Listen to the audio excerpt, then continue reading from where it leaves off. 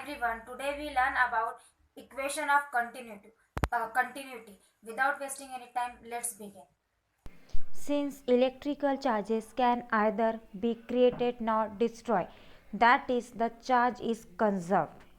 Equation of continuity is a fundamental equation of electromagnetism. It shows that the growth of charge at a point must be due to net flow of charge or current into the point. Hence, express the principle of conservation of charge in differential form. The same principle is applicable to. Okay, आज आपण काय discuss करतोय, equation of continuity. तर आपण काय म्हणतोय की जे इलेक्ट्रिकल चार्ज आहे तर इलेक्ट्रिकल चार्जला आपण क्रिएट पण करू शकत नाही आणि डिस्ट्रॉयसुद्धा करू शकत नाही. या युनिव्हर्सलमध्ये जे चार्ज असते, इलेक्ट्रिकल चार्जेस आहेत, त्याला आपण क्रिएट पण करू शकत नाही आणि डिस्ट्रॉय पण करू शकत नाही. पण चार्जला आपण काय करू शकतो, कन्झर्व करू शकतो, है ना.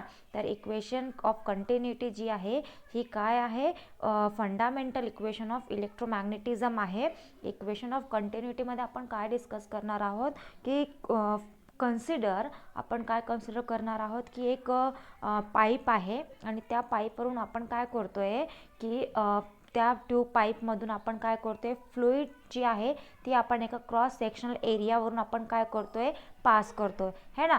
आणि अजून काय करतोय, ज्यावेळेस आपण हे डिफरंट दोन क्रॉस सेक्शनल एरिया आहे तर आपण काय करतोय की एका फर्स्ट क्रॉस सेक्शनल एरियापासून आपण ज्यावेळेस फ्लुइड काय करतोय, आपण पास करतोय, तर दुसऱ्या पण क्रॉस सेक्शनल एरियापासून काय झाली पाहिजे, तुमची सेम फ्लुइड काय झाली पाहिजे, पास झाली पाहिजे, है ना. तर आपण काय करतोय, जे इक्वेशन ऑफ कंटिन्युटी आहे ते इथे आपण कशाचं बघतोय, चार्ज और करंट इनटू दी पॉइंट, है ना. जे तुमचा काय होतोय की जी चार्ज आहे ती चार्जचा आपण काय करणार आहोत, जे total flow charge of current आहे त्याचा आपण काय करणार आहोत, principle of conservation of charge in differential फॉर्ममध्ये आपण डिस्कस करणार आहोत, इक्वेशन्स ऑफ कंटिन्युटी.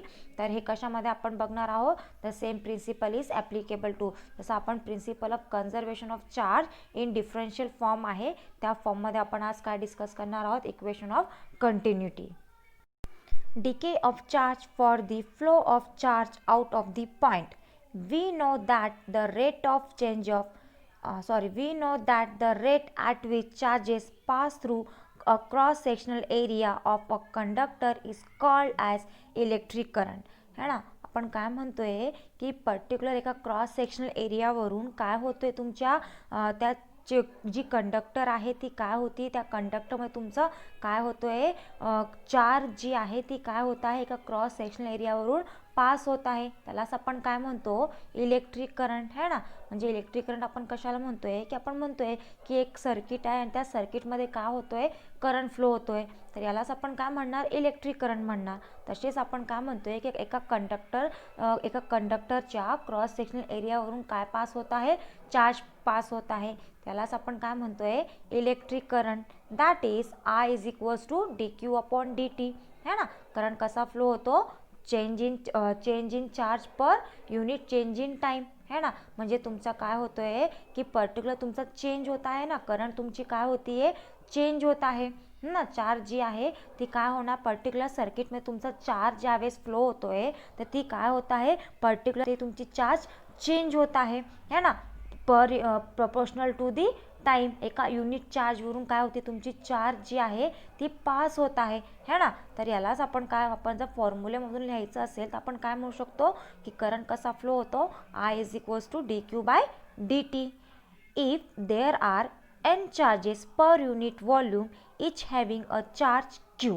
ओके, आपण काय म्हणतोय की आपण जी n आहे, कॅपिटल n जे आपण डिनोट करतोय, तर कॅपिटल n हा काय आहे, चार्ज पर युनिट वॉल्यूम आहे, आणि क्यू स्मॉल क्यू जी आहे ती स्मॉल क्यू आपण कशाला डिनोट करतोय, चार्जला डिनोट करतोय. चार्ज आपण हे कशाला डिनोट करतो, क्यूने डिनोट करतो, आणि चार्ज पर युनिट वॉल्यूम हे कशाला डिनोट करतोय, एननी. नाव due to application of electric field each charge carrier attain a mean drift velocity v. Vector of v. Okay, जी त्याची व्हॅलोसिटी आहे, जी इलेक्ट्रिक फील्ड जी आहे, ज्या पर्टिक्युलर ज्या काय होते तुमची जी चार्ज फ्लो होत आहे का क्रॉस सेक्शनल एरियामधून तुमची त्या कंडक्टरमध्ये काय होते चार्ज तुमची जी फ्लो होत आहे, तर ती चार्ज काय म्हणजे एका पर्टिक्युलर एका व्हॅलोसिटीनी फ्लो होत आहे ना, तर ती व्हॅलोसिटी काय आहे आपण कशा नोट करतोय वेक्टर व्हीनी. And crosses small cross sectional area unit area ds. आणि एरिया जी आहे ज्या पर्टिक्युलर एरियावरून तुमचा करंट फ्लो होतोय त्या कंडक्टरमध्ये, तर त्या एरियाला आपण कशाला डिनोट करतोय dsनी, है ना. लक्षात ठेवा I is equal to dq/dt हे काय आहे तुमचं करंटचा फॉर्म्युला आहे. आणि n जे आहे कॅपिटल N आपण जे डिनोट करतोय तर चार्ज पर युनिट व्हॉल्यूमला, आणि q जी आहे चार्ज डिनोट करतो, आणि जी v आहे ती ड्रिफ्ट व्हॅलोसिटी आहे, आणि जी ds आहे ती त्या क्रॉस सेक्शनल एरिया ds आहे. In unit time as given by j is equals to nqv, है ना.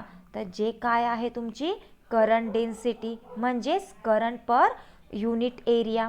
The amount of charge flowing across the area ds is in unit time j into nds, है ना. तर तुमची काय होती आहे जे अमाऊंट ऑफ चार्ज काय होती त्या क्रॉस सेक्शनल एरियावरून काय होती तुमची पास होती पर्टिक्युलर युनिट टाईमला, तर आपण काय म्हणू शकतो की काय आहे इक्वेशन काय मिळेल आपल्याला j into n vector of nds.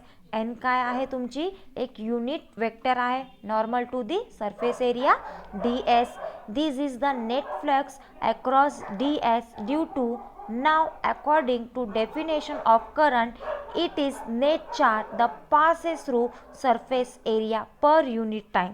मग इक्वेशन काय मिळेल तुम्हाला I is equals to dq/dt, you know that, is equals to integration of the surface j vector of n ds, याला म्हणा इक्वेशन 1, है ना. आपण काय म्हणतोय की या डेफिनेशनवरून आपल्याला काय मिळालेलं आहे जी काय आपण जी definition of current is net charge the passes through surface area per unit time. मग इक्वेशन काय मिळाला तुम्हाला इक्वेशन 1 जी आहे ती काय म्हणतोय आपण I is equals to dq/dt is equals to integration of s j vector of j into vector of nds, याला म्हणा equation 1. Now suppose that total surface S enclose a volume in which charges are present if rho is charge density. Rho काय आहे आपण काय consider करतोय की जी total surface S आहे ती काय आहे इनक्लोज अ व्हॉल्यूम चार्ज, आणि रो त्याची जी डेन्सिटी आहे तर रो काय आहे त्याची चार्ज डेन्सिटी कशाची number of charges per unit व्हॉल्यूमची. Then net charge enclosed by volume is integrated of V rho into dV.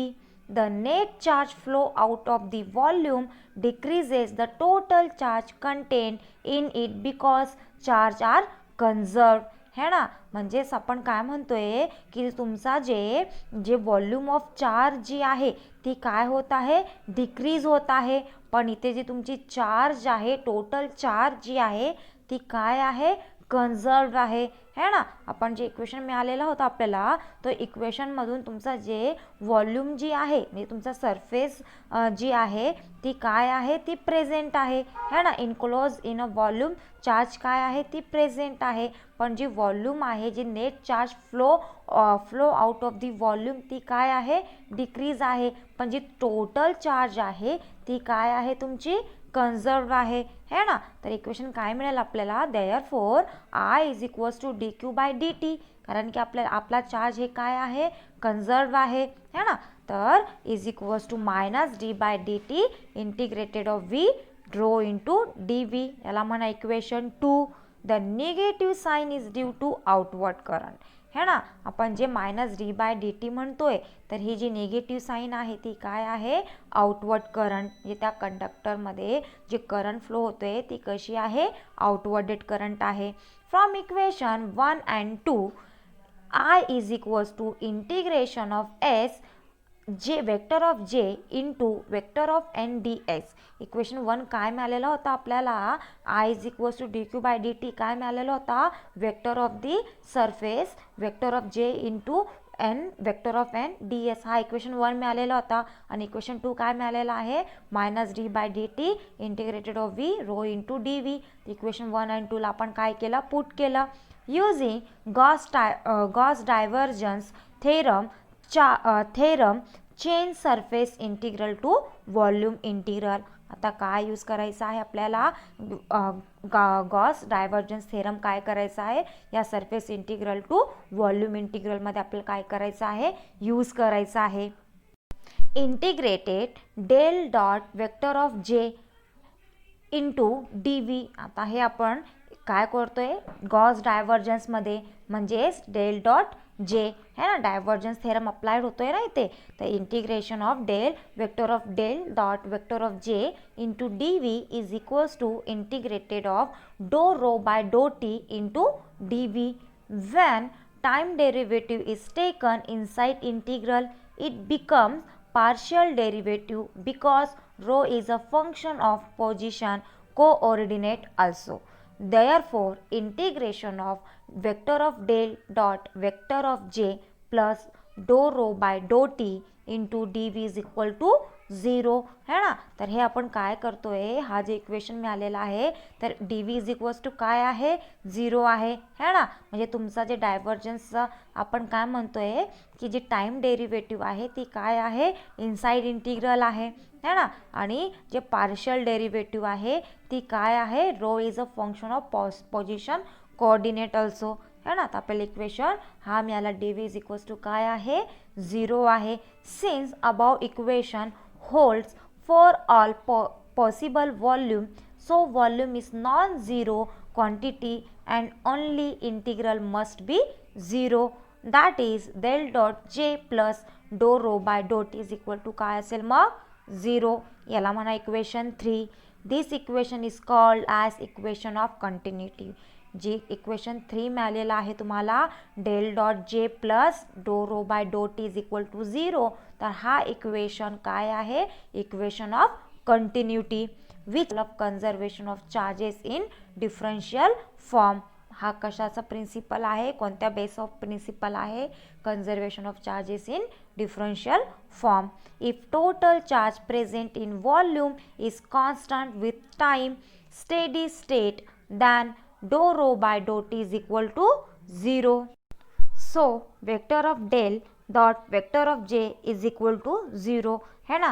जर dou rho by dou t is equal to 0 आहे तर vector of del dot vector of j is equals to काय आहे 0. Thus net current entering or leaving vanishes.